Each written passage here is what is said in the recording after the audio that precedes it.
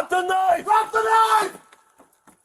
Hey, where is he? Go! I got you. 89 coming line.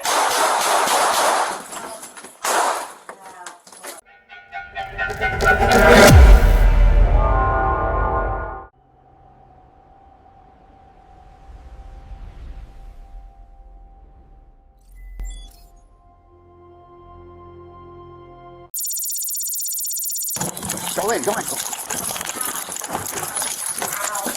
what the fuck? Drop the fucking knife!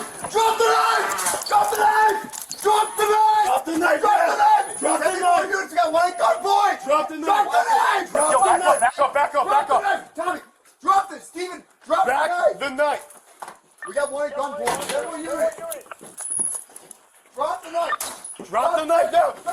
Headquarters, any crew Drop the knife! Tommy, watch out! Drop the knife! Drop the knife now! Tommy, watch out, he's coming in! Tommy, come back in. Steven! Drop the knife! Drop the knife! Tommy! Tommy, I'm coming in! Tommy, where is he? Go!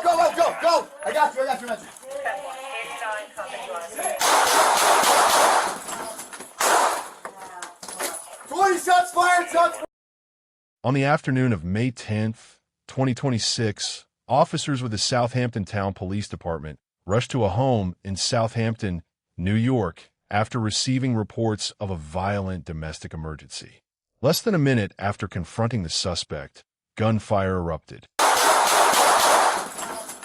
Today, we'll examine the officially released bodycam footage, reconstruct the timeline, and break down what happened based on the available evidence. According to the New York Attorney General's office, police were dispatched shortly before 3 p.m. after reports that Steven Eastwood was allegedly stabbing his mother inside their home. When officers arrived, they encountered an active and rapidly evolving situation. Officials later stated that multiple knives were recovered from the scene.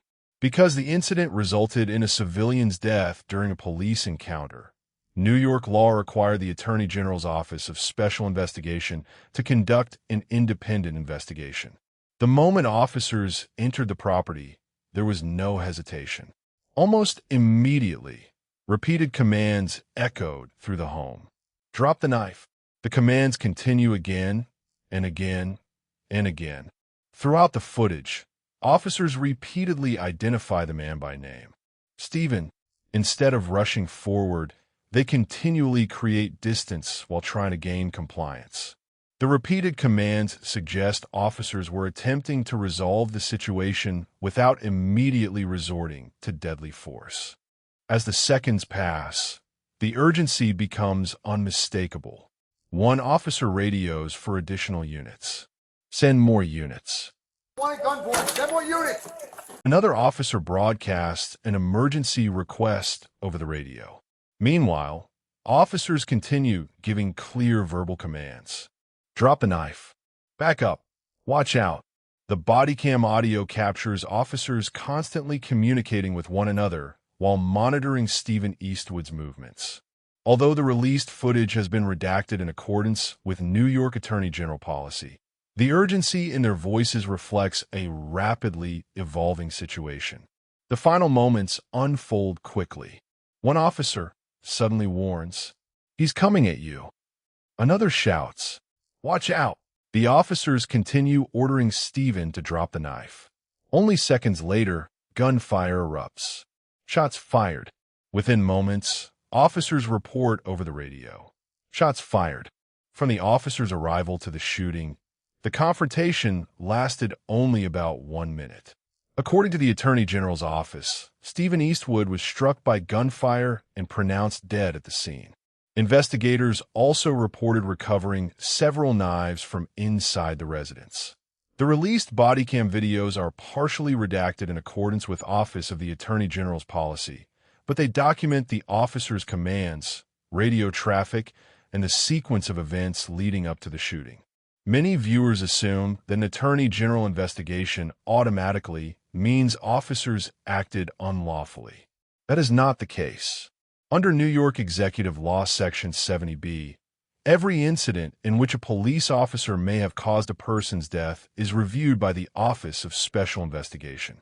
The investigation is intended to independently examine the evidence, including body cam footage, witness statements, forensic findings, and other available information.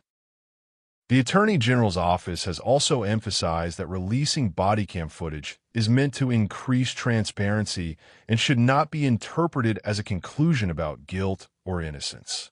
The Steven Eastwood case is another reminder of how rapidly police encounters can unfold. Within approximately 1 minute, officers transition from attempting verbal commands to using deadly force during what officials described as an active knife attack.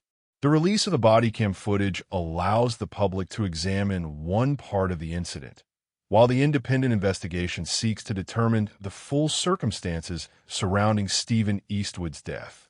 As always, it's important to distinguish between verified facts, what is visible in the footage, and conclusions that have not been officially reached. If you found this breakdown informative, consider subscribing to Dark Casebook for more fact-based analyses of police body cam footage and criminal investigations. Let us know your thoughts in the comments.